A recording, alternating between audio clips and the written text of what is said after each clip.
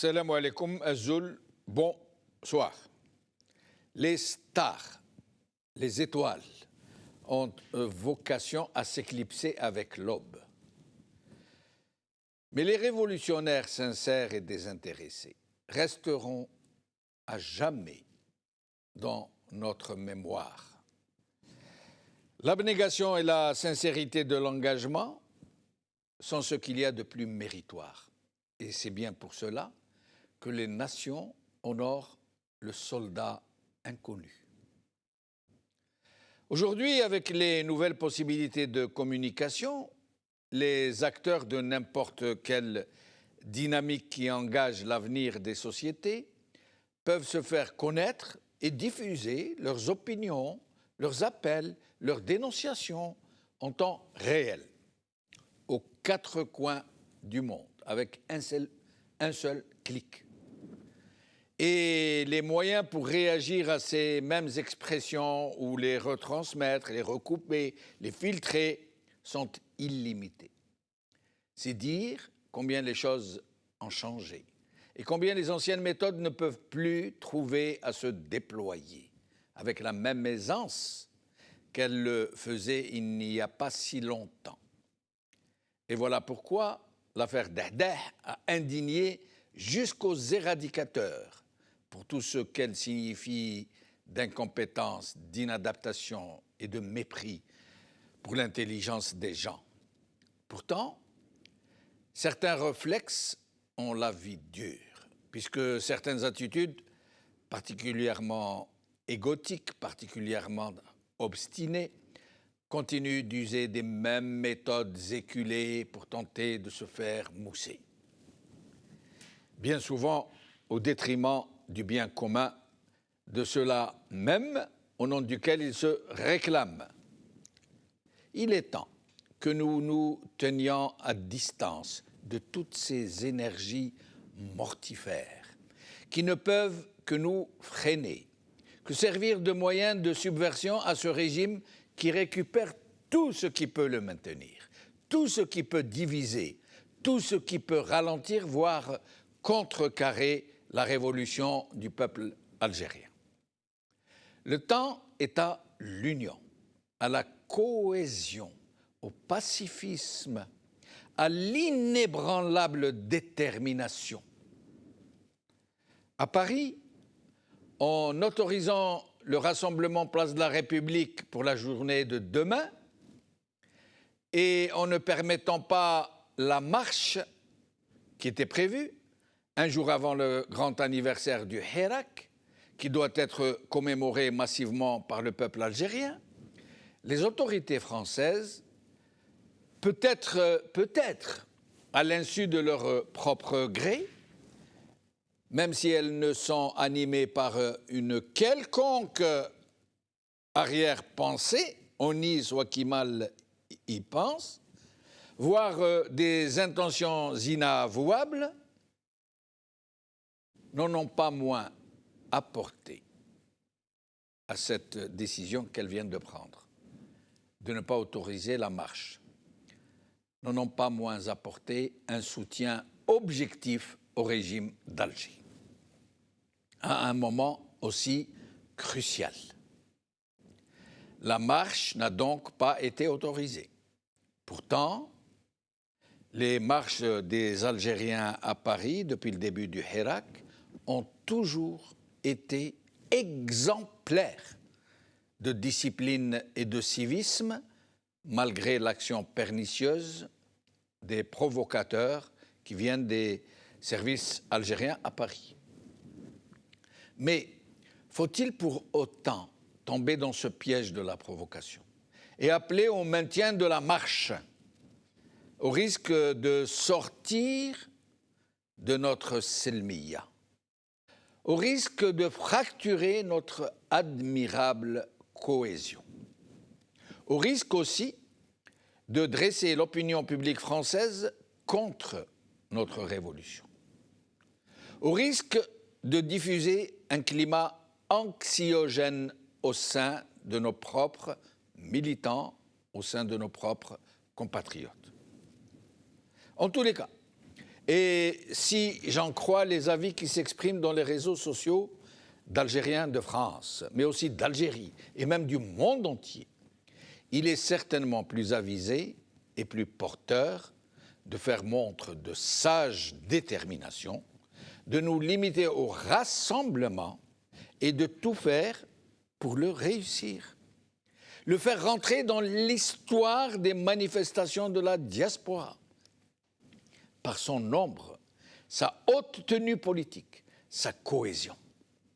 Un rassemblement massif, un rassemblement civique, hautement politique, fraternel, qui saura déjouer toutes les tentatives de le perturber et de l'exacerber, sera infiniment plus utile à la révolution de notre peuple et le signe de notre grande maturité politique face à un régime qui sombre et s'éparpille dans tous les sens. La manifestation algérienne de Paris, demain, 21 octobre, sera un rendez-vous historique, à ne point en douter. Il ne tient qu'à nous d'en faire une manifestation de joie et de vibrant patriotisme et l'annonce d'une aube nouvelle.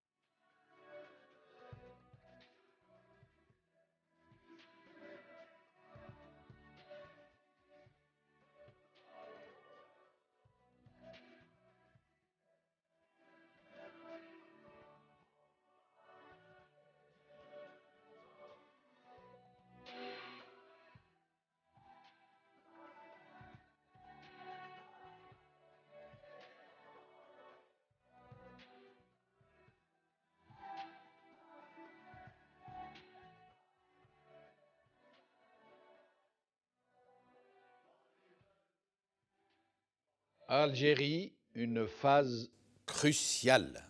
C'est le titre de notre émission d'aujourd'hui. Pour en parler, j'ai ici avec moi sur le plateau Farida Hamidi, hirakiste, psychologue clinicienne. Farida, merci d'être avec nous. Merci à vous. Bonsoir. Bonsoir tout le monde. Saïd Knin, militant politique. Saïd, merci d'être avec nous. Merci beaucoup, Jamaldine, pour l'invitation. Nous allons être bientôt rejoints par Houssine Jidel, anthropologue et militant politique.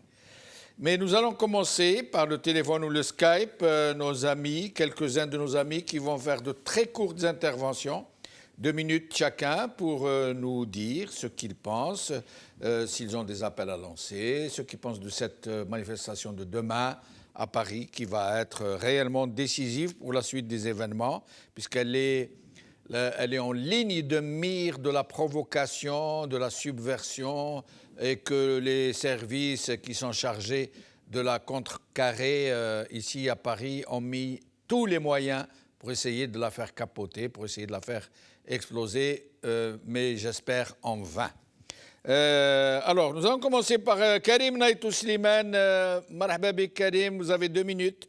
Et je rappelle que les coupures seront automatiques, ce n'est pas moi qui coupe. Hein. Les coupures seront effectives à partir au bout de 2 minutes. Je vous en prie, Karim. Bonsoir, Jamaldine. Bonsoir. Bonsoir à tes invités, mes camarades Saïd et Farida. Bonsoir à tous les Algériens qui nous écoutent à travers le monde. Je crois que la situation est claire actuellement. le régime d'Alger, militaro-oligarchique, est actuellement aux abois. Il vit, on va dire, ces dernières heures, ça va être une question de semaines ou de mois. Et on sait très bien qu'à chaque fois où le régime d'Alger ou un autre régime africain qui est au service, qui est affidé à la métropole française, se retrouve en difficulté, le Quai d'Orsay vole à son secours. Et on a vu déjà cela à plusieurs reprises dans le Hirak. Et je pense qu'actuellement, ce qui se joue à Paris, c'est une autre manipulation de ce genre. On veut frapper le Hirak parisien parce qu'on sait très bien sa force politique. Donc, un seul mot d'ordre. Demain, quoi qu'il en soit, Silmiya est union sacrée. Il y a un recours administratif qui a été déposé pour arracher encore l'autorisation de la marche. Si ça réussit, tant mieux. Sinon, nous ferons le plus grand rassemblement de l'histoire de la diaspora algérienne en France. Mais dans tous les cas, il ne faut jamais, dans tous les cas, je le rappelle, il ne faut pas céder aux provocations. Restons dans le cadre de la Silmiya et l'union sacrée. Et le Hirak, politiquement, a déjà gagné. Il reste juste le temps nécessaire pour concrétiser tout cela pratiquement. Merci à vous de m'avoir donné ce temps précieux et bon courage. Merci Karim. Alors, Mohamed Ben Issa, merci Mohamed d'être avec nous. Je vous laisse vous exprimer. Vous avez 2 minutes. Merci Jamel pour l'invitation. Bonsoir Merci. à toi, bonsoir à tous les invités et à tous les téléspectateurs. Je dirais, comme ça a été dit avant moi par Karim, je dirais presque la même chose, que le Hirak est en bonne voie, en très très très bonne voie, surtout après la marche de Kharrata. Le peuple algérien a montré sa dignité, a montré a montré l'efficacité de sa lutte depuis maintenant presque 2 ans. Ici en France, on connaît très très bien le rapport qu'entretient l'administration française et la France officielle avec le régime algérien. Donc c'est un tour de donnant-donnant. On a entendu il y a 2 jours l'intervention de Macron sur le réengagement de l'Algérie au Sahel, et je pense que cette interdiction qui est venue hier soir, en fait, si on peut expliquer rapidement aux téléspectateurs, c'est qu'il y avait l'autorisation jusqu'à hier soir. On a reçu le récépissé qui autorise la marche.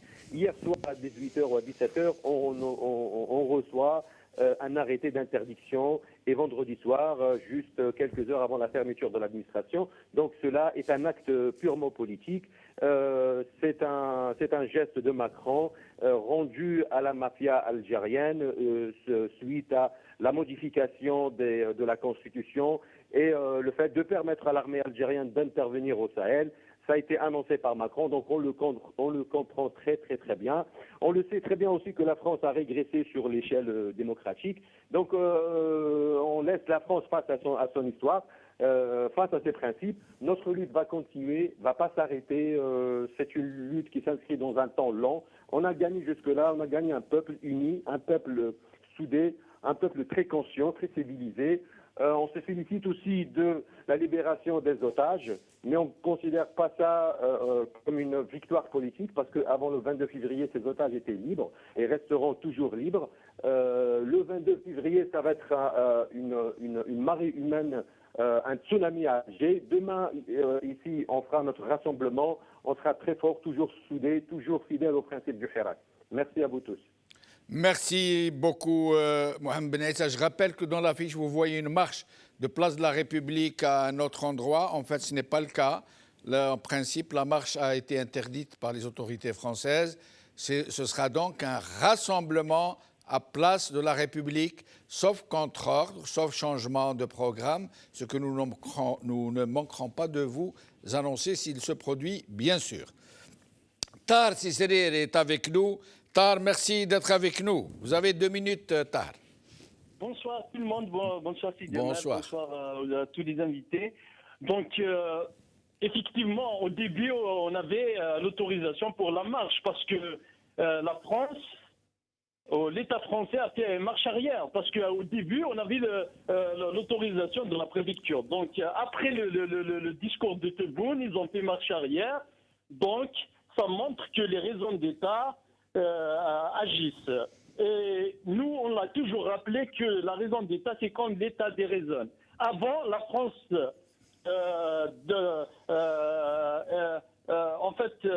travailler avec le pouvoir algérien en cachette.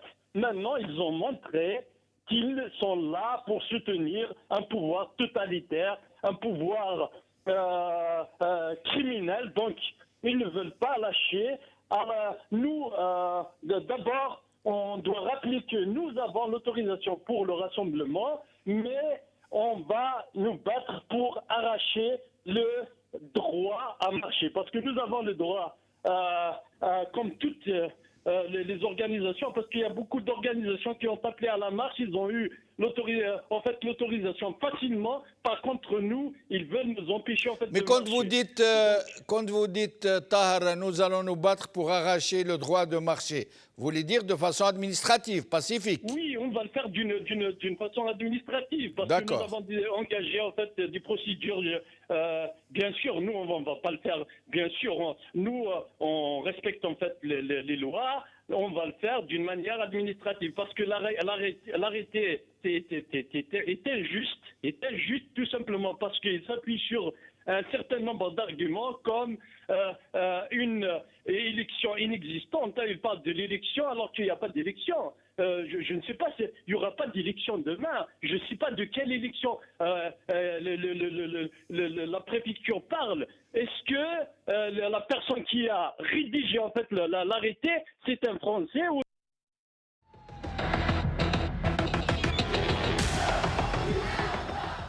Désolé, ça a été coupé, c'est réglé pour être coupé automatiquement. Ce n'est pas nous qui coupons. Donc j'ai prévenu mes invités que c'est 2 minutes. Et je rappelle que ce que disait Tahar, parce que ce sont les raisons invoquées par la réponse de la préfecture. Ils disent il y a un problème concernant des élections. Il n'y a aucune élection en ce moment. Il n'y a aucune élection. Et puis, même quand les marches passent à côté du consulat algérien, il n'y a jamais eu un quelconque incident depuis que le Hirak a commencé. C'est le contraire. Ce sont les agents du DRS, du consulat, qui infiltrent le Hirak pour essayer de provoquer des incidents, mais ils n'ont jamais réussi à le faire parce que les Algériens hirakistes de Paris et tous ceux qui viennent de toutes les villes de France pour y manifester ont toujours été parfaitement calmes, parfaitement pacifiques et n'ont jamais répondu aux provocations. Adel Jabbar, depuis le Canada, observateur politique. Adel Jabbar, merci d'être avec nous. Vous avez 2 minutes.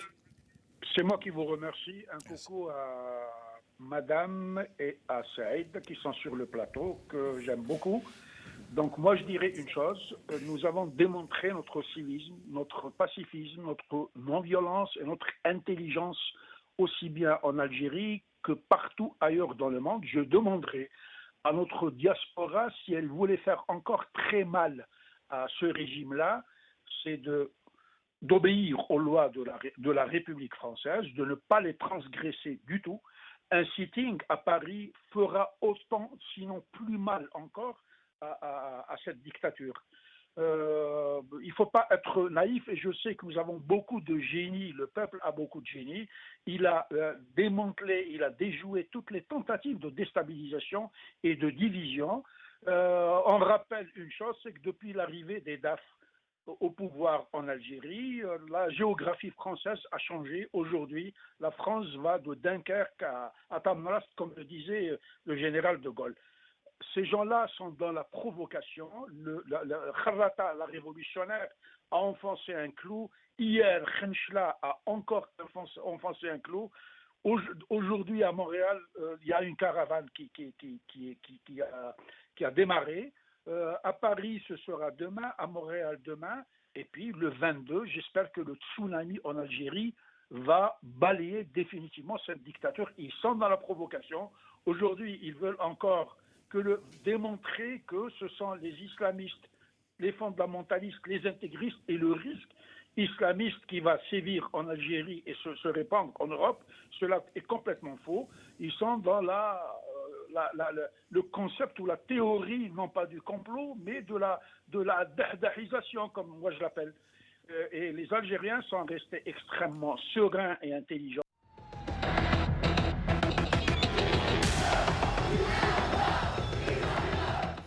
suis désolé pour les coupures, c'est réglé sur 2 minutes, je suis désolé. Sanhaja est avec nous, Sanhaja Akrouf, militante politique de l'ACDA, néanmoins hirakiste très connue. Sanhaja, merci d'être avec nous. Sanhaja. Oui, bonsoir. Bonsoir. Monsieur le Khair. Monsieur le Khair. Ouais. Vous avez 2 minutes, Fadli Sanhaja. Oui, rapidement, parce que 2 minutes, c'est rapide. 2 choses. En France, demain, il y a un rassemblement, c'est sûr. On attend, si on a l'autorisation, marhaba. Si on n'a pas, nous ferons le rassemblement. Ça sera sécurisé pour que toutes les familles qui nous regardent, tous les qui peuvent venir massivement avec leurs enfants, nous nous portons garant pour la sécurité du rassemblement de demain. Sanhaja, si vous, ce temps-là, on ne va pas vous le prendre, hein, on va s'arranger pour le prolonger. Mais gardez le téléphone près de votre bouche pour que vous entende bien. D'accord, c'est bon? Oui, oui, très bien. Oui, donc je disais que nous nous portons garant sur le bon moment du rassemblement. Vous pouvez venir en famille. C'est important qu'on soit nombreux demain. Pourquoi c'est important qu'on soit demain nombreux? Parce que اليوم الناس فهموا باللي انه لا دياسبورا ماشي قال عايشين برك في فرنسا، حنا رانا شعب واحد. الناس اللي خرجت في خراطه غدوه، الناس اللي تخرج في سوق هراس ولا في تامن راست، ولا نديروا شعب واحد. Pourquoi il faudrait qu'on sorte aujourd'hui؟ على خاطر المطالب نتاع الحراك ما تلباتش. هذا ما كان، ماشي باسكو نحبوا نخرجوا وما عندنا ما نديروا فارغين شهور نحبوا نمشيو. ما تلباتش المطالب نتاع الشعب، ومادام ما تلباتش المطالب نتاع الشعب، لو كان اليوم ندخلوا لديارنا، لو كان هذه الحكومه تدير فينا تعسف تاع 20 ولا 30 سنه اخرى، ما نزيدوش نرفدوا راسنا. ديرني مو، في فرنسا لا ما عطاوناش لوتوريزاسيون. حبيت نقول حاجه مهمه، انه هما اللي يتهمونا باللي احنا اللي راهم يزالوا كي نهضروا في فرنسا وفي كندا نتوما، ولا في القبايل ولا في نتاع بوزات لي زاليي تاع فرنسا. اليوم برهنوا باللي احنا ماناش لي زاليي تاع فرنسا. لي زاليي تاع فرنسا ماكرون صاحب تبون، وصاحب تبون ماشي فاش يحب الجزائر لا با دو تو، باسكو يحب يدي مصالح تاع الجزائر. وحنا اللي مناضلوا في فرنسا ولا في كندا ولا حاجه، حبينا ندخلوا لبلادنا، حبينا بلادنا تسقم وندخلوا لها ونعيشوا فيها راسنا مرفوع. ما حبيناش نقعدوا هنايا ايميغري، يعيطونا هنا لي زيميغري والهي يعيطونا ايميغري. لا سكون فو. Merci, Sanhaja.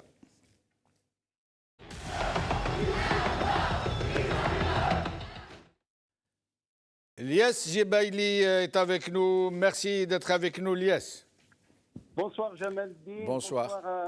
À tes invités, Farida et Saïd, et à tous les spectateurs. Merci. Ben, que dire, parce que je vais être dans la même lignée que mes camarades militants.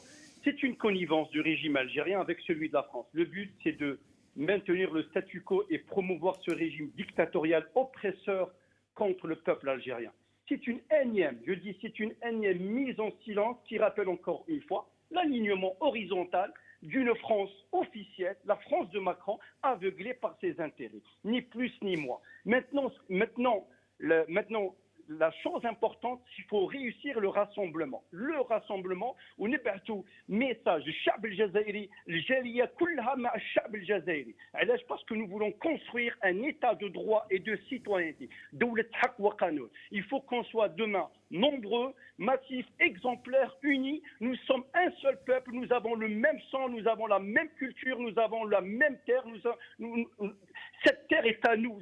Il faut sauver l'Algérie. Parce que je pense on est arrivé à un certain stade où on ne peut plus, c'est fini.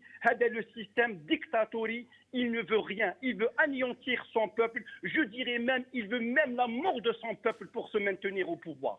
Donc, forcément, la France, elle est en train d'aider ce régime pour se maintenir. Alors, ce que je dois dire et ce que je suis obligé de dire, il faut qu'on soit unis. Il faut qu'on soit exemplaire, il faut qu'on soit sage, il faut réussir le plus grand rassemblement historique. Demain, il faut donner. Demain, c'est la finale. Demain, c'est un tournant du Hirak parisien. Oui, je dirais c'est une finale avant la finale. Il faut donner demain la balle de match. Ce sera le Hirak qui doit l'emporter et envoyer un message à la caste prédatrice d'Alger que les Algériens, peu importe où ils sont, à Paris, à Londres, à Milan, à Rome, à Düsseldorf, à Alger, à Khenchla, à Kharrata, à Tizi Ouzou, à Bjaya, nous sommes un seul peuple, nous sommes unis, nous avons le même destin, c'est de faire partir ce système et de restituer الشرعية للشعب الجزائري.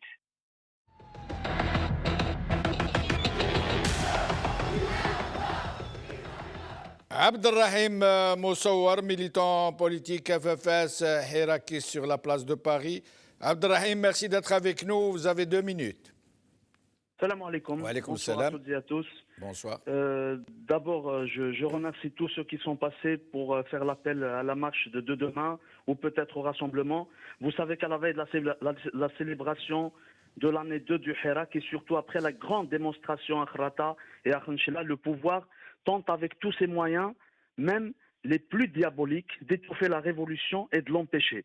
Comme vous le savez, le gouvernement français a toujours soutenu le régime autoritaire en Algérie.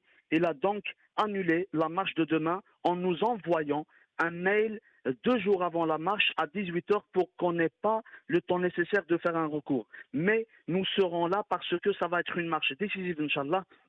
C'est très important que toutes les Algériennes et tous les Algériens établis en France et même en Europe, en région parisienne notamment, de nous rejoindre demain à la marche. Je rassure nos concitoyens. Normalement, ce soir, nous avons une réunion pour voir le résultat du tribunal administratif, Inch'Allah. Et demain, on verra sur place ce que nous allons faire. Mais l'appel aujourd'hui, c'est qu'ils nous rejoignent en masse parce que nous avons besoin de tout le monde. Notre révolution a besoin de toutes les Algériennes et de tous les Algériens, de toutes tendances confondues. Ce pouvoir qui a tenté de nous museler, qui a tenté de nous dribbler avec des réformes fantoches, avec tout ce qu'il a fait depuis 62 pour nous museler, pour empêcher toute voix discordante. Lyon, il a prouvé que ça ne marche plus et que le peuple algérien n'est pas du tout satisfait. Il n'attend rien de ce pouvoir. Il attend seulement un vrai changement radical et pacifique, la fondation d'un État de droit et démocratique. Et pour cela, il faut que tous les Algériens soient au rendez-vous. Parce que l'appel que nous faisons aujourd'hui, la marche que nous ferons demain, Inch'Allah, ça va booster nos compatriotes en Algérie pour ressortir dans les rues. Bien sûr, ça viendra de leur volonté. Mais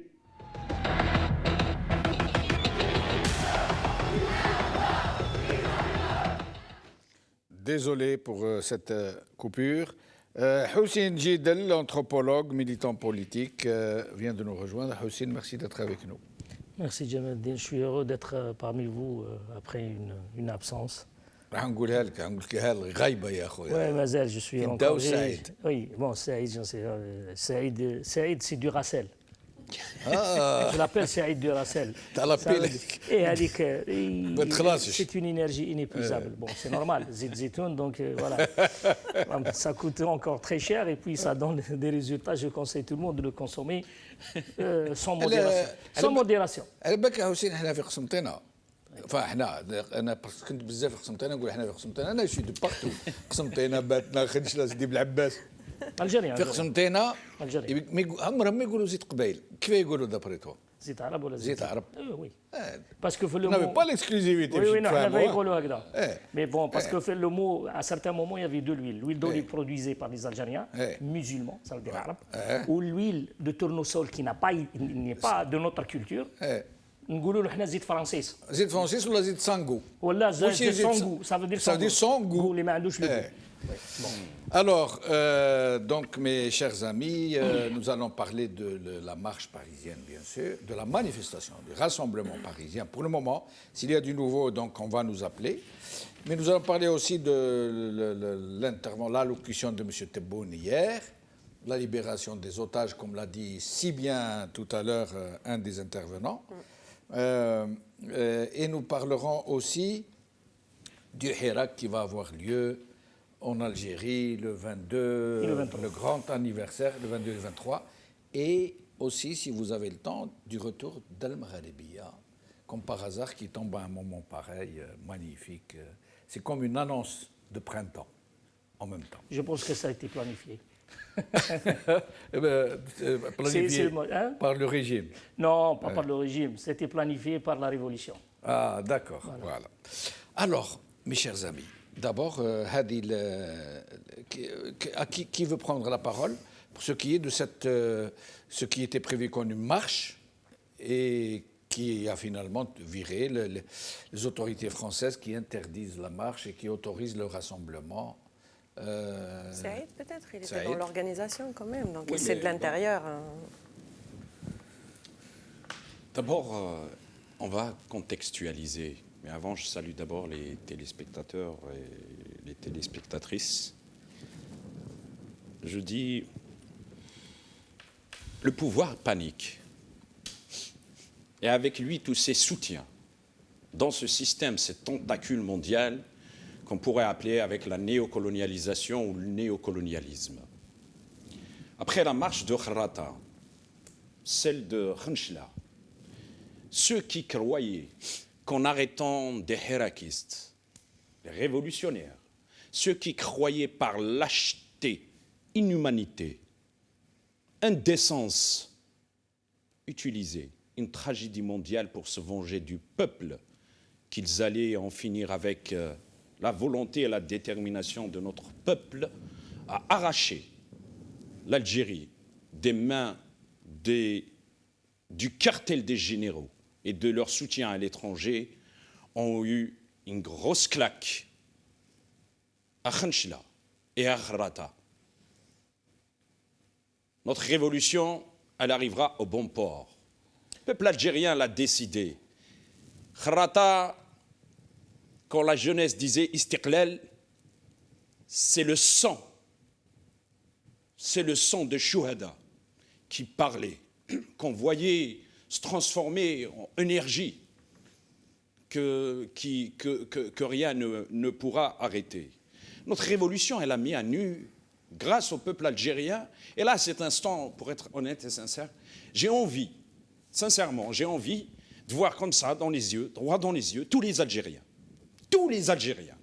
et de leur dire merci, là où ils sont. De les embrasser, de les étreindre, de leur dire merci. Pourquoi merci? Parce que, grâce à cette révolution, j'ai connu des hommes et des femmes comme ceux que nous avons entendus tout à l'heure et ceux que nous avons aujourd'hui. J'en ai connu des milliers, ceux qui m'ont reçu dans plusieurs villes, ceux que je rencontre à la place de la République et partout en France, là où je vais. Cette révolution, elle a mis à nu d'abord le système Bouteflika. Et puis, elle a mis à nu le système lui-même en montrant au monde entier que le commandement militaire, c'est lui la colonne vertébrale du système en Algérie. Elle a mis à nu ses vices, l'instrumentalisation de la justice. Elle a mis à nu son incompétence quand il y avait eu la tragédie du Covid. Et pas simplement l'incompétence, c'est la volonté de détruire. Et là, on arrive à un instant, quand il y avait eu cette décision arbitraire, me rappelant tristement la décision de Maurice Papon, le peuple algérien a pu mettre à nu le système mondial. Le peuple algérien a mis à nu le néocolonialisme, a mis à nu les soutiens de la dictature.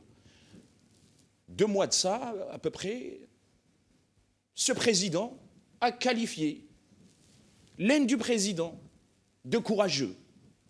Pour nous, le courage, ce n'est pas de mettre des jeunes en prison, c'est de bâtir son pays, c'est d'être en soutien à ses citoyens, c'est de créer de l'emploi, c'est d'être élu par le peuple. C'est de ne pas tricher, c'est de ne pas voler. Mais le courage pour les Algériennes et les Algériens, pour moi le courage, si on me dit qu'est-ce que pour toi aujourd'hui le courage, quelle image que j'ai devant moi à cet instant.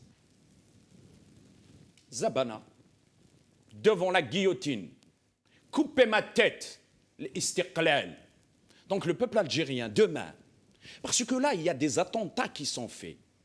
Le premier attentat à notre union, le deuxième attentat à notre Silmia, le troisième attentat à notre révolution, le quatrième attentat à notre place aujourd'hui que nous avons partout dans le monde grâce au peuple algérien. À l'instant où je parle, Notre communauté au Canada est en train de marcher fièrement avec le vert blanc-rouge qu'il porte avec dignité et honneur, tête haute. Plus jamais, l'Algérien, on va le voir comme inférieur.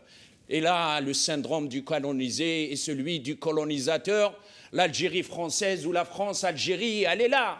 Hein, ce peuple que vous avez colonisé, ce peuple dont vous avez soutenu la dictature pendant 60 ans, ce peuple-là, il n'est pas mort, il n'est pas sauvage, comme on le présente dans les chancelleries, il n'est pas là à dévorer les êtres humains. Ce peuple est civilisé, il a inventé, il a porté, il a fait naître, il a soutenu et il va réussir avec sa silmia et le peuple algérien demain. Par sa silmia, parce que c'est ça qu'ils veulent. Et ils veulent transformer notre silmia en violence. Non, il n'y aura pas de violence du côté du peuple algérien. C'est une culture, la silmia, maintenant. Et d'ailleurs, vous voyez, ils ne vont jamais ôter le sourire de notre visage et le sourire de notre révolution. Quel bel enthousiasme. Je n'ai pas osé l'interrompre. Il ne faut pas. Saïda, c'est la coqueluche du Hirak. Bravo. Je parle des tripes. Hein. Ah, je sais. Je peux rester à parler comme ça en pensant au peuple algérien jour et nuit. Oui, les Algériens, oui. C'est vrai. C'est vrai. Donc, on est encore une... C'est la galanterie, t'as le khawa. Non, c'est pas la galanterie. Nous sommes des frères. Le Hamas, il m'a fait la galanterie. Oui, mais vous ne pouvez pas... Djamaldine, vous êtes Algérien. Vous sentez ce que je sens. Ce que je sens Saïd et notre chère dame et tous les Algériens. Hamida. فريدة أنا دائما نقول حميدة فريدة كما نبيلة إسماعيل نقول لها إسماعيلة نبيل. Ce que exprime Saïd, on le sent, on le vit. Oui. On le vit chaque jour. On le vit chaque jour avec conviction et moi je n'ai jamais été, depuis le Hirak ou même avant, je n'ai jamais douté du peuple. C'est pas pour me vanter. Je savais que le peuple qui a donné tant de martyrs, qui a donné tant de femmes, tant d'hommes, et qui a donné aussi dans les années 90 tant d'hommes, femmes, enfants de disparus et de morts, ne peut pas se taire, ne peut pas accepter ce régime militaire. Et donc, ce qui se passe aujourd'hui avec la France, ce n'est pas la première fois. On a vu avec le Magharibia. La complicité entre le régime algérien et le régime français, elle est claire. Comme disait un des interlocuteurs, avant c'était avec nuance. Maintenant, c'est ouvertement. Et avant ça, Djamaldine, il faut le rappeler, la France, qui soutient le régime militaire algérien, avant cette interdiction et cette outrance au peuple algérien, elle est allée avant trop loin. L'ambassadeur qui sévissait en Algérie en violant toutes les règles de protocole. Un diplomate qui va inaugurer à Borj-Bouarerej, avec Condor, une usine au lieu d'un responsable algérien. Oui. Ça veut dire l'Algérie a été bradée, donnée à Macron, ouvertement devant tout le monde. Et aucun, à part les hirakistes et à part les fils et les filles du peuple, aucun n'a parlé de ça. Ni homme politique, ni journaliste, ni entre guillemets élite, ni soi-disant de Khoroto-démocrate ou Khoroto, je ne sais pas qui, mais personne n'a parlé de la souveraineté du peuple algérien. Mais ce n'est pas la première fois qu'on viole la souveraineté de l'Algérie. On se rappelle. Et qu'on va continuer de violer. De violer. Maintenant. L'affaire du Sahel. Oui, mais avant Sahel, c'était à l'époque de Bouteflika, quand le Gaïd était là avec Sellel et Bouteflika, dans un hôpital militaire géré par la DGSE. Sous le portrait officiel du chef de l'État Macron, français. En train de décider. Hollande. De Hollande, en train de décider de l'avenir de l'Algérie. Et il y a des gens qui en parlent encore de la souveraineté de l'Algérie et qui parlent de ce régime militaire qui est garant de l'unité de l'Algérie, de la souveraineté de l'Algérie. Mais vous êtes les premiers vendeurs. Et la présence de Gaïd Salah, elle est très significative. C'est l'armée elle-même engagée par tous les officiers de l'armée sont engagés par la présence de Gaïd Salah. Ça veut dire on brade la souveraineté algérienne. Aujourd'hui, on l'a dit, avec le changement de la Constitution, on l'a dit que la Constitution a comme seul objectif, c'est de d'envoyer les fils de peuple algériens se battre à la place des Français, mourir à la place des Français. En plus de ça, ça sera financé par l'Algérie. Ça, il l'a dit, Macron, il l'a dit clairement au début de son mandat. Qu'est-ce qu'on va faire avec cette marche qui a été organisée? Les Algériens, ils vont répondre. Ils vont faire entendre à Macron, le nouveau gouverneur de l'Algérie, et le parrain des généraux algériens, la voix de la liberté et de la souveraineté des Algériens. Il va demain entendre c'est qui l'Algérien. Est-ce que c'est les Algériens qui sont dans les rues, qui étaient à Kharrata, à Khanchla, et demain à Paris, ou les Algériens qui voyaient à travers les kippas et à travers les costumes de l'argent volé? Il va voir demain, il va l'entendre. Je veux préciser quelque chose, Hussein. Parmi nos compatriotes qui manifestent à la place de la République, les dizaines de milliers, rappelez-vous, 1er novembre 2019, 80 000 Algériens. Parmi eux, une grande partie sont des franco-algériens. Ils ont la nationalité française, ils ont la nationalité algérienne. Pourtant, ils viennent manifester. C'est pour dire que les Algériens n'ont rien contre le peuple français, puisqu'ils vivent sur cette terre qui les reçoit, qui les héberge, qui leur a donné sa nationalité pour beaucoup d'entre eux, qui scolarise leurs enfants. Les Algériens, quand ils disent, comme vous êtes en train de le dire, de dénoncer la France-Algérie et cette sordide connivence, c'est contre les gens qui maintiennent coûte que coûte ce régime à la tête du peuple algérien parce qu'il sert leurs intérêts, y compris leurs intérêts particuliers, y compris leurs intérêts électoraux, oui, y compris... Oui, Djemeldine, on n'a rien à voir avec le peuple français. Absolument. Mais vous savez c'est bien de le rappeler. Vous savez que 12% des Français, 12 millions de Français, sont liés directement, indirectement à l'Algérie. Mariage, héritage, liens commerciaux. 12 millions de Français de souche sont liés à l'Algérie. Vous savez, 12 millions, ça veut dire quoi? Ça veut dire 20% de la population qui lie avec... Nous n'avons Ce sont des relations très particulières. Nous avons un problème avec les choix politiques de la France. Voilà. Les choix politiques de la France sont dénoncés, que ce soit en Algérie, que ce soit en Libye, que ce soit au Mali. Ils ont échoué partout, les Français. Ils ne peuvent pas aujourd'hui imposer aux Algériens qui sont en pleine révolution leur choix d'échec total en soutenant un régime en faillite et qui ne sera jamais dans l'intérêt de la France de mettre le peuple algérien au dos. Ils n'ont pas intérêt. Comme elle a dit, Sanhaja l'a rappelé, demain, nous sommes pacifiques depuis 2019, demain, s'il y a des incidents, c'est la responsabilité du régime algérien qui envoie ces agents provocateurs. Et puis, c'est la responsabilité du gouvernement français qui s'est opposé à la volonté tant manifestée, tant pacifique des Algériens depuis 2 ans, d'interdire cette marche et soutenir le régime. Mais les Algériens ne permettront pas demain qu'il y ait le moindre incident. Exactement. J'en suis certain. Et elle a dit après Sanhaja que nous allons assurer par tous les moyens le caractère pacifique de notre rassemblement et s'il y a une marche, de notre marche. Nous allons l'assurer parce que la Silmia, c'est la magie de notre... C'est la magie exactement de notre révolution, comme en Algérie, ici et ailleurs. Je peux juste vous lire le communiqué. Il y a 1 heure, sur la page entre guillemets de la présidence algérienne, il est écrit ceci. بيان تلقى رئيس الجمهورية السيد عبد المجيد تبون اليوم مكالمة هاتفية من رئيس الجمهورية الفرنسية السيد إيمانويل ماكرون استعرض من خلالها آفاق تطوير العلاقات الثنائية. واتفق الرئيسان خلال هذا الاتصال الهاتفي على مواصلة التنسيق بينهما لدفع وتيرة التعاون بين البلدين في عديد من المجالات وتقريب وجهات النظر حول بعض الملفات. C'est clair. Donc, je traduis comme ça en substance. Monsieur Macron, président de la République française, a appelé le courageux monsieur Tebboune, président désigné par la casquette militaire, pour le féliciter, pour s'auto-congratuler tous les deux pour les relations, etc., etc., etc. Farida, Bon, beaucoup de choses ont été dites.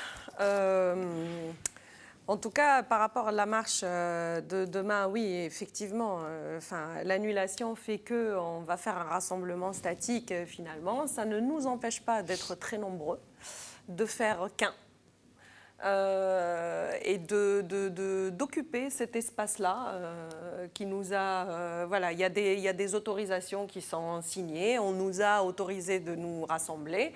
Maintenant, c'est vrai que ce qui est intriguant, c'est que la marche, elle a été autorisée et elle a été annulée.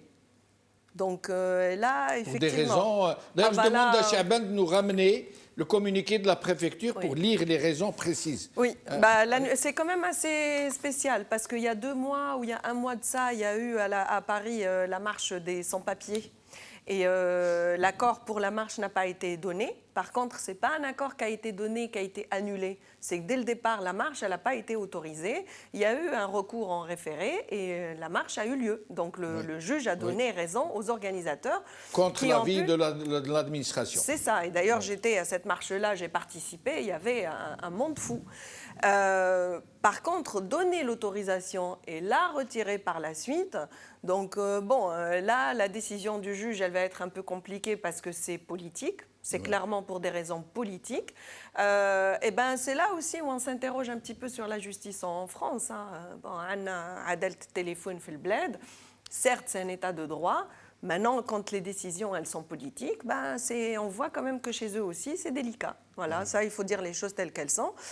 On a eu le même problème il y a quelques mois de ça. On voulait faire un rassemblement devant l'ambassade des États-Unis suite à la visite du ministre de la Défense, en fait, pour préparer justement la sortie de l'armée algérienne dans la région du Sahel. On s'est vu refuser l'autorisation la veille du rassemblement, très tard le soir. On a à peine eu le temps, ce que je trouve dangereux et irresponsable d'ailleurs, dans des conditions sanitaires dans lesquelles on vit depuis maintenant 1 an, d'envoyer le refus, en fait, la veille, très tard, et laisser à peine le temps aux gens d'annuler. Et d'ailleurs, même en annulant, il y a quand même des gens qui se sont déplacés et qui n'ont trouvé personne. Donc il y a un recours pour lequel on n'a jamais eu de réponse et les prétextes sont multiples et variables, mais sont sûrement pas, maqboulines, en tout cas acceptables. Les voies de la politique sont impénétrables. Exactement, voilà. Donc en attendant, en tout cas, s'il y a marche demain, tant mieux, on marchera. S'il n'y a pas marche, nous, on est la continuité du Hirak à l'intérieur, on est porteur de cette Silmiya, et on ne fera pas autre chose que ce qui se passe fait le bled, on ne leur fera pas plaisir, en fait. Voilà, donc ça sera pacifique, ça sera très civique, et ça sera très respectueux, comme ça a toujours été. Houssine veut vous interrompre et vous rend la parole tout de suite. Non, c'est juste, je voulais rajouter. Il faut bien savoir que le régime algérien et même les Français, ils ont tellement peur de la révolution algérienne.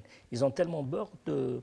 Vous savez pourquoi? Parce que en France, vous vous rappelez bien, c'est les Algériens de France, de Canada et de diaspora qui ont cassé la mascarade du 12 décembre. Oui. Ils ont dévoilé dans le monde entier qu'il s'agit bien d'une mascarade. Oui. Et le peuple algérien, il a suivi. Le peuple algérien, il a accompli ça. Donc, rappelons aussi de notre histoire. C'est que toujours la diaspora, elle était là en premier rang quand l'Algérie, elle appelle ses enfants à être au rendez-vous. Parce que tout simplement, il n'y a pas de différence entre la diaspora et les Algériens de l'intérieur. Mais exactement. C'est une seule communauté. Juste pour finir sur la marche de demain, je pense que justement le prétexte, mais vraiment, juste... voilà, abracadabrantesque, comme le dirait leur ancien président défunt Chirac. Ce qui leur fait peur, déjà, c'est le 22. Oui. Voilà, parce que si ça prend, si la mayonnaise, elle prend, c'est reparti. Toute la salade sera... voilà. Tout ce qu'ils auront fait, ils l'auront fait pour rien. Exactement. Et de toute façon, ça le fera, en fait, le 22. C'est un leurre tout ce qu'ils sont en train de faire, en fait, c'est un mirage. Et le château de cartes, il est tombé de toute manière. Oui. C'est qu'il n'y a que des ruines. Ils sont en train de sauver les ruines et on sait très bien qu'au bout d'un moment, les ruines, il faudra les reconstruire et on ne peut pas les récupérer. Donc il y a ça. Il y a une autre date aussi, le 22. Enfin, il y a un autre événement le 22.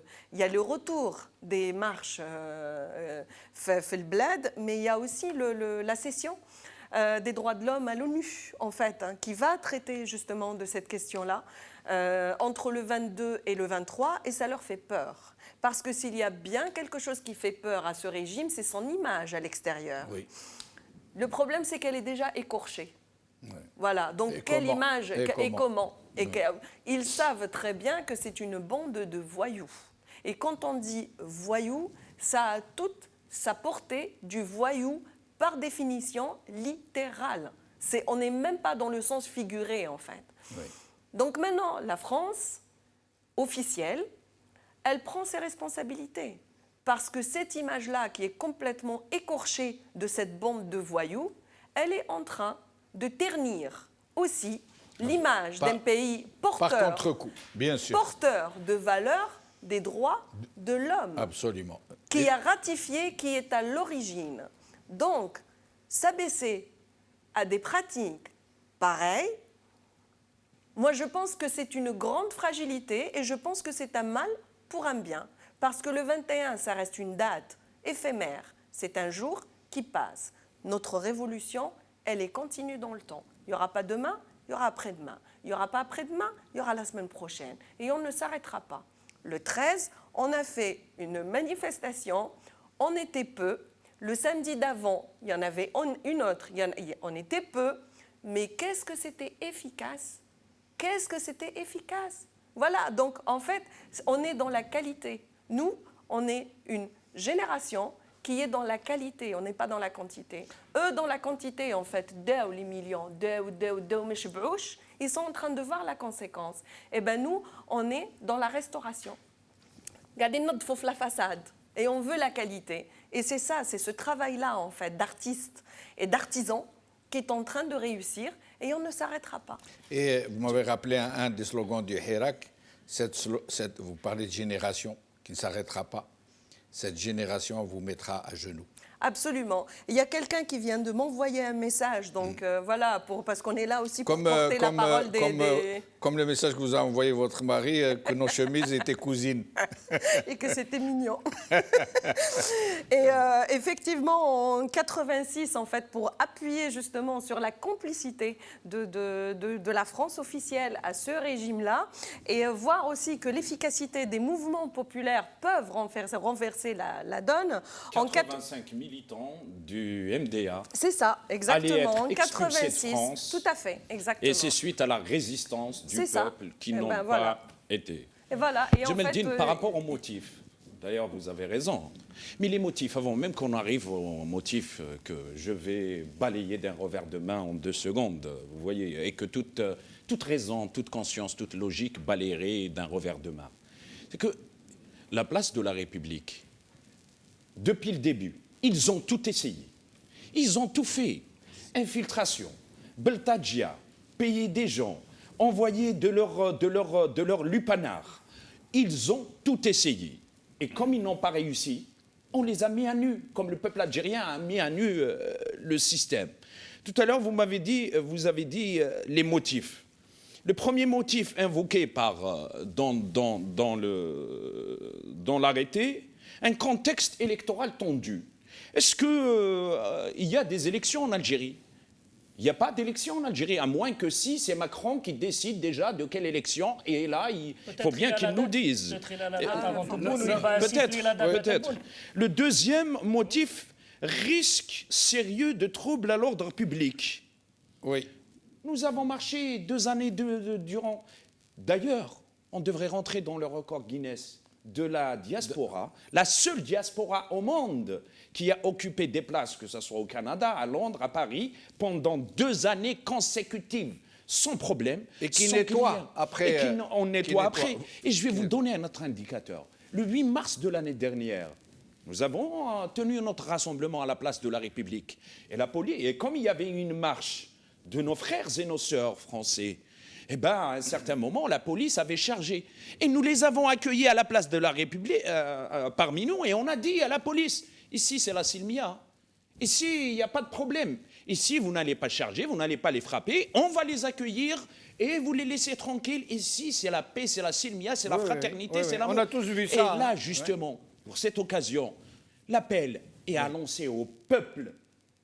Parce que dans le peuple français, il y a bien un deuxième Henri Alleg.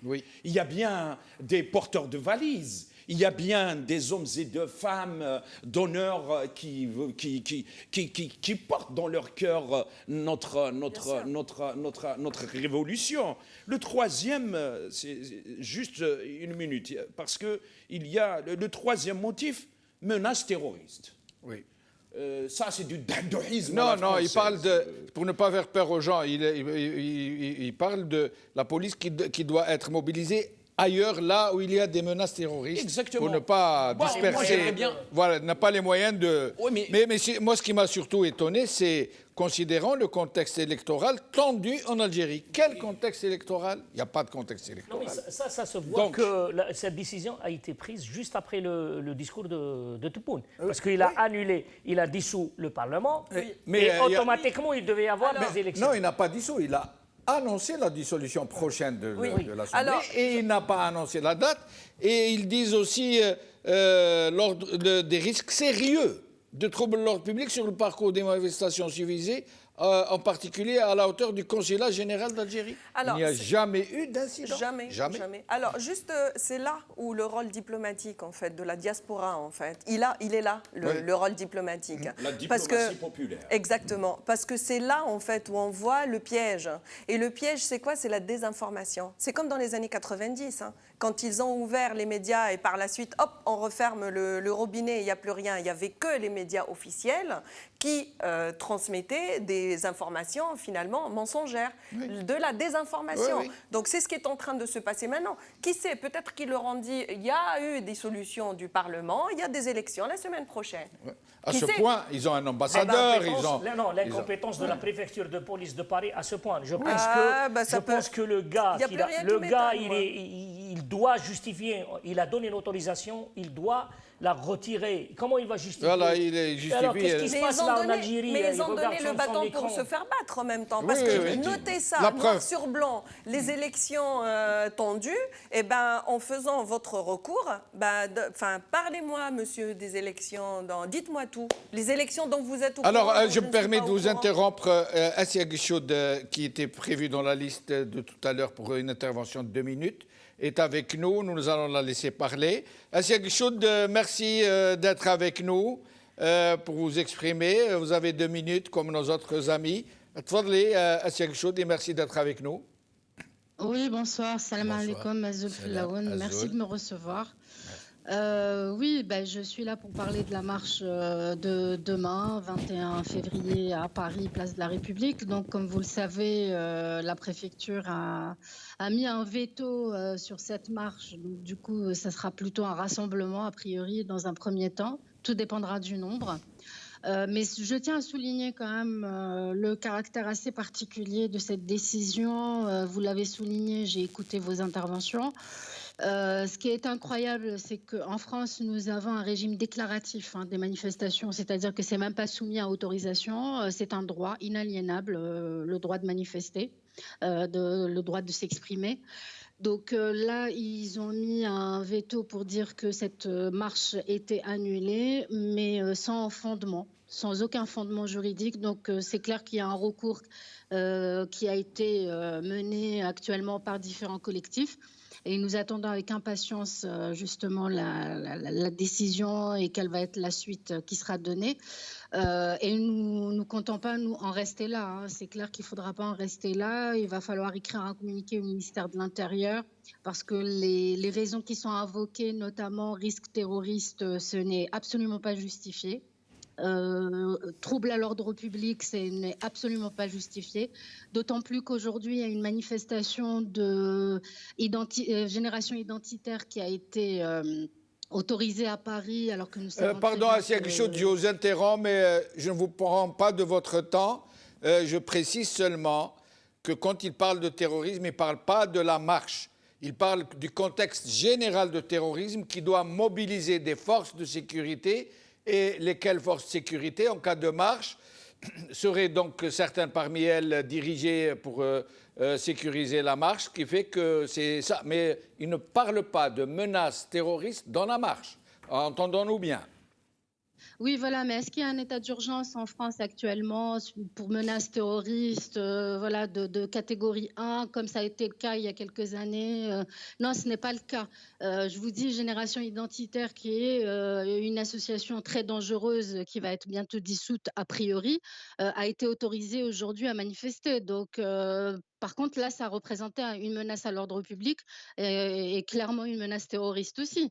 Donc, voilà. Enfin, moi, je trouve ça vraiment très, très étrange. Vous avez évoqué lors de l'émission toutes les raisons éventuelles pour lesquelles cette décision a été prise.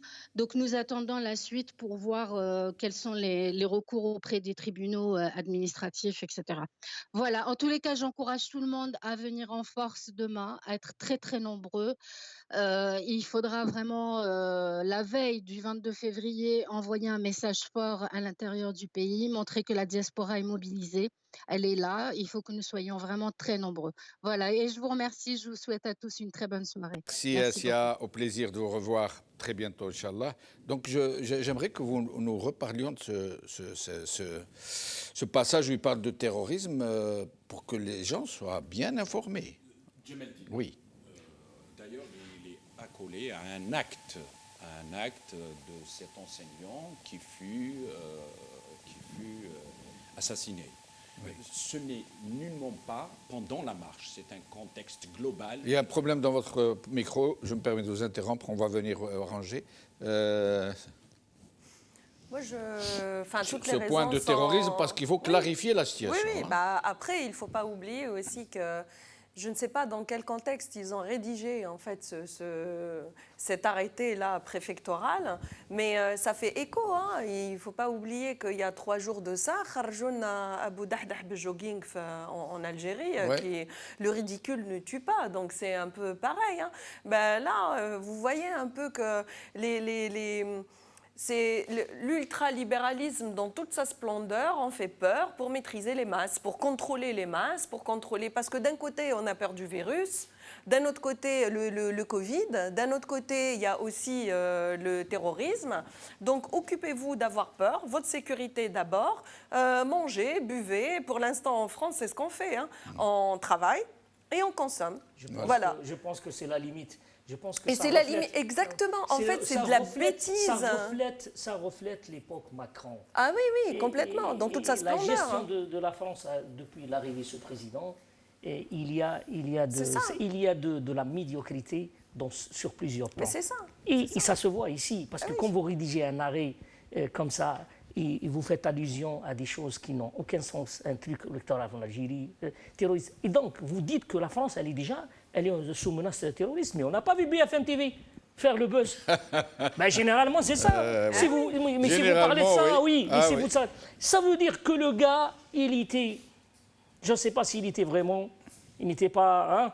Hein, quand il a rédigé ça, je me pose des questions, parce que des fois, ce n'est pas l'habitude des services français de ce manque de sérieux et cette médiocrité. Et c'est la première fois que ça arrive par rapport à cette marche-là, hein, parce qu'on a affaire à eux, sincèrement, hein, pour, je ne sais pas, vraiment multiples actions. On les a au téléphone, on a le service. Voilà, non seulement ils sont cordiaux parce qu'il faut dire la vérité, hein, mais ils font leur travail, ils renvoient des choses qui sont... Et d'ailleurs, effectivement, en France, un rassemblement ou une manifestation, elle est déclarative. Oui, pas besoin d'autorisation. Bah non, vous ne m'autorisez pas à m'exprimer. Voilà. Djemeldine, c'est une décision qui émane d'un poste de police. C'est la préfecture, ça. Exactement. Ouais. Avec une préfet de police, la préfecture de police. Avec une stratégie militaire pour des impératifs politiques. Stratégie militaire, on la donne à 18h pour qu'on ne nous donne pas, et dans les stratégies militaires, surprendre, pour pouvoir justement paralyser L'autre, pour qu'ils ne puissent pas réfléchir, rebondir. Mais ils ne connaissent pas les capacités du peuple algérien à non seulement rebondir, mais à être simplement eux-mêmes. Ils ne connaissent pas encore c'est quoi la force de la Silmia. Parce que cette Silmia, elle a déjoué toutes les tentatives, que ce soit en Algérie et en France. Si vous savez ce que nous avons bavé en France, un jour nous allons raconter. On ne raconte pas, on ne dit pas, mais un jour on va raconter. Ils vont voir les capacités diaboliques d'un système mondial aux abois, comment il s'attaque d'une façon sauvage à des innocents, à des citoyens modèles. Et les impératifs politiques, le 18 de ce mois, le président de ce pays a déclaré qu'il y a des opérations conjointes avec le Maroc et d'autres pays du Sahel pour la concrétisation de l'article 34 de la Constitution. L'envoi de nos frères et nos sœurs algériens pour mourir dans des guerres par procuration. Et cette annonce, elle a été faite, hélas, le jour du shahid. Mais sans plus de précision, hein, c'est une déclaration, c'est une allusion plutôt qu'une déclaration. Les shuhada... Il n'a pas parlé de l'armée algérienne engagée. Non, il n'a pas dit l'armée algérienne. Voilà. Il n'a pas... Qu'est-ce qu'ils vont envoyer? Des infirmiers. Ils vont envoyer des agriculteurs. Le problème, c'est un problème terroriste au Sahel. Donc, ils vont envoyer nos enfants mourir là-bas. C'est pas pour rien, cette décision a été prise pour service rendu. C'est des services rendus entre les deux raisons sécuritaires d'État. Donnant.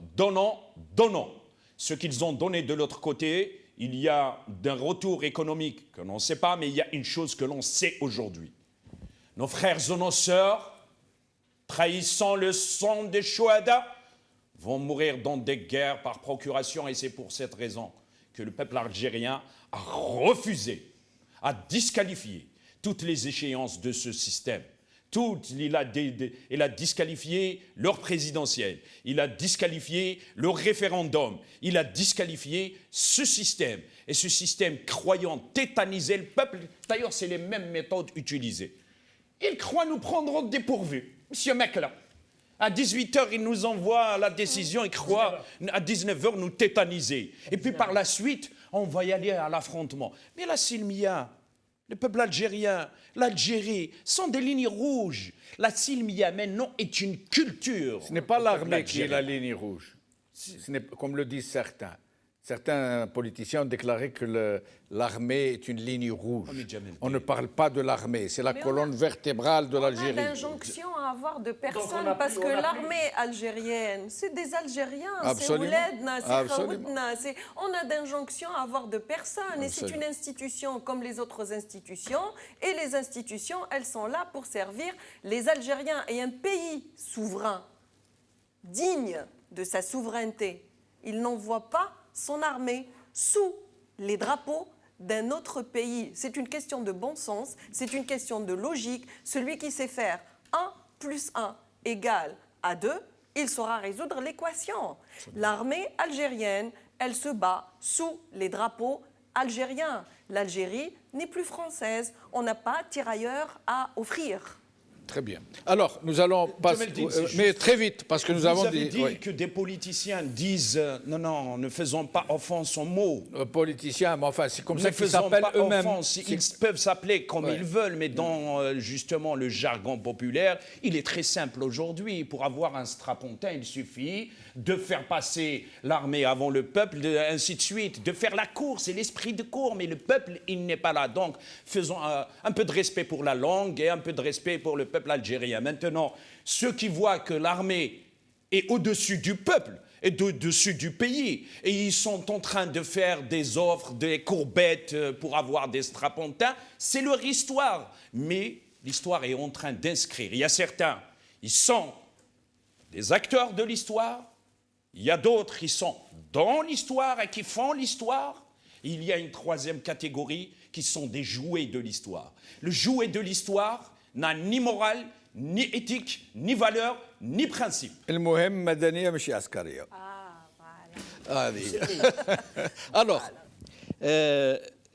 qu'est-ce qu'ils n'ont pas fait depuis Gaïd Saleh, hein, rappelons-nous. Qu'est-ce qu'ils n'ont pas fait pour transformer le Hirak al-Fahel en Hirak al-Mubarak al-Asil. L'Asil ou l'Asli. Ça veut dire, ils sont en train de nous dire, oui, le Hirak, il a demandé le 5e mandat, on a obtenu. Le Hirak, il a demandé des présidentielles, ce qui est le contraire. Hirak, il n'y a pas de présidentielle, il a demandé la constitution, on a le Hirak, alhamdoulilah, le bas, et c'est pour ça qu'on le fait. Tout à l'heure à Mascara, par exemple, Maskar, ils ont ramené quelques personnes, ils ont ramené quelques personnes. Milfeïstes. Voilà, le Mohem, وزرنا والقصبة وكذا ومنا وجابوا لهم شي ملفاي شي قازوز وقالوا فوالا الشعب المعسكري أو يحتفل بالحراك المبارك الأصلي ولا الأصيل. Or, ce qu'on a vu, les images qu'on a vues, il y avait à peine 200 personnes. Maaskar fait 70 000 ou 80 000 habitants. Ils ont l'habitude de faire ça. Ça dépend les prises de vue, ça dépend pour montrer l'Irachi. Mais on voit, la prise de vue, on voit. C'est le maximum de 200 personnes. Et en fait, moi, ce qui me fait rire, c'est qu'ils continuent une manipulation par les images, par des déclarations, sur lesquelles on est tout le temps. En fait, ils sont risibles. On en rit maintenant. Oui. En fait, ça ne. Et voilà. Et en fait, ça ne me fâche même pas, mais ça me fait rire. La seule chose qui me fait moins rire, en fait, c'est qu'il fut une époque où ces pratiques-là ont coûté la vie à 250 000 Algériens et 20 000 disparus. Parce et des gens qui croupissent encore on va en parler. Dans les géoles on va en parler. Des prisons de cette Isaba. Il y a encore des gens du Hirak qui sont en prison. Ils ont même été emprisonnés hier. Ils sont en prison. Et voilà. Donc, c'est quoi la déclaration de Rahin Kharjou, le messager Et c'est bien que vous parliez, je vous remercie beaucoup. Surtout que d'habitude, quand on en parle, on nous traite d'islamistes, de terroristes. C'est comme si ils n'ont pas droit à la dignité, à la justice. C'est des Algériens. Voilà. C'est même pas des êtres humains. Il ne faut pas en parler. Alors, ces détenus dont vous parlez, dont personne ne parle, ni la presse, ni les... C'est ça qui n'est pas normal. En fait, c'est pas le fait... Chauffe la manipulation ou une tausal. C'est que quand on en parle, c'est là où c'est pas normal. Absolument. Alors que c'est pas normal de ne pas en parler. Parce que celui qui défend les droits humains, il défend les droits de tous les humains sans exception. Sans exception. Ou autrement, il ne faut pas dire que je défends les droits humains. Il faut dire, moi je fais partie de tel côté ou de tel clan. Voilà. Ou de telle idéologie ou de telle catégorie. J'assume. Et j'assume. Il faut assumer. Comme ça, les choses, elles sont claires. On sait avec qui on deal. Alors, les détenus des années 90, il y a un grand nombre parmi eux qui sont morts. Certains avec des cancers très douloureux, dans le silence abyssal de l'opinion publique, de la presse, des médias. Alors, ils ont été condamnés par une justice en cagoule, pour la plupart du temps, après des séances de torture. Dans des tribunaux d'exception. Des tribunaux d'exception. وداوهم شافوهم الناس حالة كاين اللي دقدقوه كاين اللي عذبوه كاين اللي تعداو عليه كاين اللي كذا et كي تهضر معاه يقول لك non il a signé les aveux la torture et personne n'en parle aujourd'hui كي تهضر عليهم يقول لك انت تيروريست انت اسلاميست انت فيس. C'est facile. C'est voilà. facile. Oui, ça, je vais rajouter. Moi, j'essaie sur Facebook à chaque fois de faire le minimum, c'est-à-dire de partager, de l'en parler. Parce que ça, c'est une tragédie humaine. Et ça, parce que si on arrive à cette question-là, et on va la débattre devant le peuple algérien, ils vont savoir encore le vrai caractère du régime militaire. Oui. Je vais vous dire une chose. Un des avocats de ces gens-là, qui a ses liens avec le régime. Attention, ce n'est pas un militant de... Il a déclaré sur Chourouk que beaucoup de prisonniers ont été emprisonnés sans aucun jugement et sans aucun dossier. Ça veut dire les services de sécurité, DRS, il les a pris, il les a jetés dans une prison. Il a donné l'ordre au directeur de la prison de les mettre. Et jusqu'à aujourd'hui, ils sont là. Il n'y a aucun jugement. Ils n'existent pas sur les registres. Ils existent uniquement à travers les plaintes déposées par leur famille et les avocats qui disent que ce bonhomme, il est là. Mais sur quelle base? Rien. Ou alors certains comme Abdelrazak El-Para ou Hassan Hattab, que dans certains militants ont prouvé qu'ils étaient des agents du DRS, des émirs du DRS. Il y a des preuves. Il y a des preuves formelles. Alors qu'est-ce qu'ils ont fait? Alors que la justice les a convoqués. Ils les ont pris, ils les ont mis à Ben Aknoun, ils les ont gardés pendant des années. Ils n'ont pas voulu les remettre à la justice.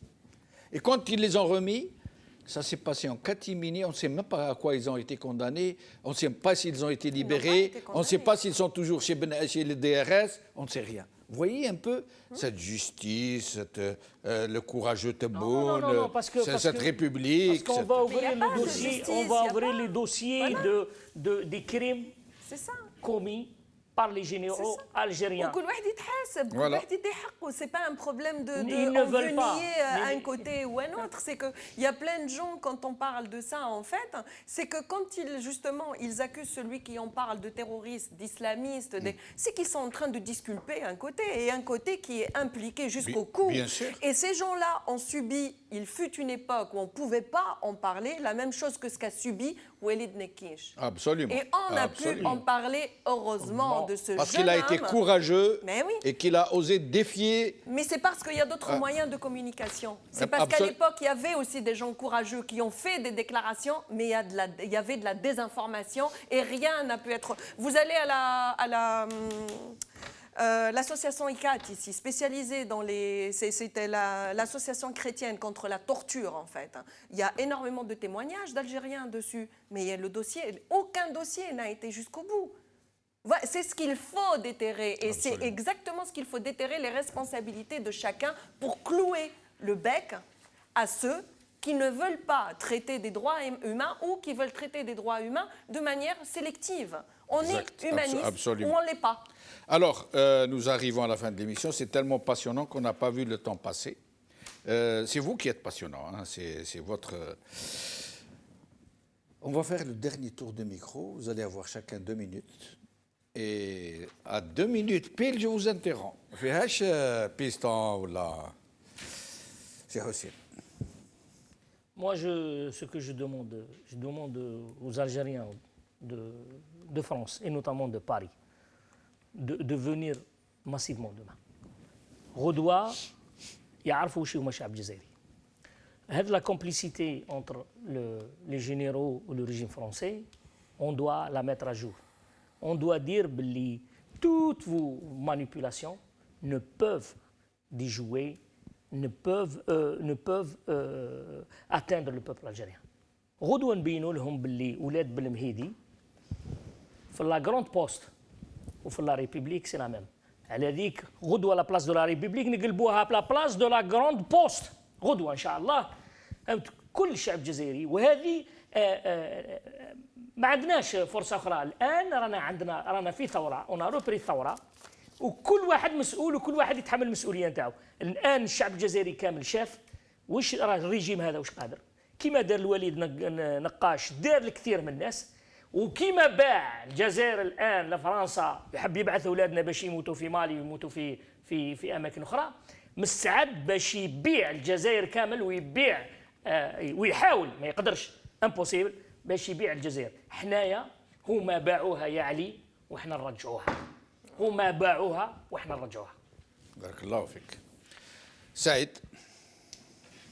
Vous savez, Jamaldine, ce communiqué, il restera dans l'histoire. Communiqué de la préfecture de police. Il restera dans l'histoire. C'est une victoire politique de notre peuple qui a mis à nu les raisons sécuritaires d'État. Le mois de janvier, ils avaient décidé de libérer certains détenus. Et juste après, ils avaient arrêté.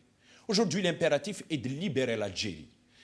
Quand le peuple algérien dit istiqlal, c'est la libération de l'Algérie de ses injonctions extérieures, la libération de l'économie, des oligarques, la libération de la presse, des injonctions politiques, la libération de la religion de la religion populiste, la libération du droit, des injonctions militaires, la libération de l'institution militaire, pour la rendre au peuple algérien. Voici le sens, le vrai sens de l'istiqlal. C'est pour cette raison que le peuple algérien, il dit l'istiqlal. Quelle que soit la nature des liaisons, la sophistication des moyens, l'intensité de la violence symbolique ou de manipulation qu'ils utilisent, le peuple algérien. Le peuple algérien est résolument pacifique. Il est tourné vers l'avenir. Il est l'avenir. Ce genre de relation, ce genre de connivence internationale appartiennent à un passé décomposé quand le peuple algérien est en train de ciseler les nouvelles relations. Peuple du monde. Le peuple algérien est un peuple de paix, est un peuple d'amour, est un peuple de fraternité. Peuple du monde. Le peuple algérien, quels que soient les moyens qui vont être mis contre lui, il est là non pas simplement pour libérer l'Algérie, il est là pour qu'on se libère tous ensemble, l'Afrique du Nord, l'Afrique, toute l'humanité du joug du système qui agit comme une pieuvre et qui est en train de paralyser le monde entier. Algériens, mes frères, mes sœurs, nous l'avons commencé avec le sourire. Nous allons la finir avec le sourire, dans la fraternité, dans l'amour, dans l'union, tous ensemble. Ce Tboun, ce Chingriha, ce commandement militaire, ces soutiens à l'étranger, ils ne valaient rien devant notre dignité et devant notre force. Merci Saïd. Farida, le mot de la fin pour le coup. Alors, juste une déclaration. Nous n'avons plus aucun complexe par rapport à notre histoire. On connaît la vérité et on sait pertinemment que ce n'est pas nous les mains étrangères. L'objectif est clair et personne ne nous manipulera par rapport à ça. Personne. Donc, c'est un concept philosophique que Khouna Soufiane a crié de son cœur comme ça, mais c'est tellement philosophique au quotidien. C'est vraiment il n'y a plus rien qui nous impressionne en fait. C'est ce qu'il voulait dire. Voilà, donc symboliquement, physiquement, mais le système lui-même qu'ils ont instauré, Juste, il y a quelques personnes qui sont encore en prison. Il y a Salah Eddin Boureffa. C'est un prisonnier d'opinion, depuis septembre 2019. Plus aucune nouvelle de ce monsieur. Il y a la chanteuse de Rai à Wahran qui a fait une vidéo des conditions désastreuses des hôpitaux. Oui. Il faut absolument qu'on sache ce qu'elle devient, cette dame, et qu'elle sorte, parce que c'est une détenue d'opinion. Oui. Il y a Tawfiq Hassani, le policier exemplaire. Absolument. Il y a, le policier hérakiste. Il y a Saïd Riyahi, le frère de Malik Riyahi. J'ai appris aujourd'hui qu'ils ont qualifié son affaire comme étant non hérakiste, en fait, pour qu'il puisse le maintenir et pour se venger de Malik Riyahi. Ben Naoum, Saïd Boudour. Voilà, tous ces gens-là, en fait, où est-ce qu'ils sont? Oui. Voilà. Il y en a encore beaucoup. Pour finir, oui. Le rassemblement de demain, le 21, avec ou sans la marche, en fait, il n'y a pas de répression en France. Donc, si on vient, on rompt personne à personne. Il faut qu'on vienne. C'est un devoir. Par contre, le 22, on encourage les Algériens à sortir. Une révolution ne se fait pas sans tadhiyat. C'est comme ça. Vous sortez le 22, vous sortez en masse, vous sortez reprendre ce qui vous revient. Et on est là pour vous aider, pour vous soutenir. Il faut sortir, il faut prendre son courage à deux mains et sortir. Le 22, le 23, Hirak Talaba, Tajadid, il a fait un appel pour ça. Sortez, ils sortiront avec vous. Et le 24, et le 25, et le 26, mais vraiment, 10 secondes. Donc, ils vont lancer le... Il y a des détenus oubliés. Lounès Hamzi, Djamel Azaïm, Yassine Mbarki. Je ne partage pas avec eux les idées, mais c'est des détenus d'opinion. Exactement. Quel que soit le détenu d'opinion, quelle que soit sa mouvance, quelle que soit sa conviction, un détenu d'opinion reste un détenu d'opinion. Barakallahu fikum, merci à tous mes invités. Il n'y a plus de temps. Demain, rassemblement à la place de la République de tous les Algériens de France. Soyons nombreux. Et après-demain, en Algérie, ce sera le jour du destin pour l'Algérie. Il n'y a aucun doute sur ça. Je confirme, il y a beaucoup d'Algériens.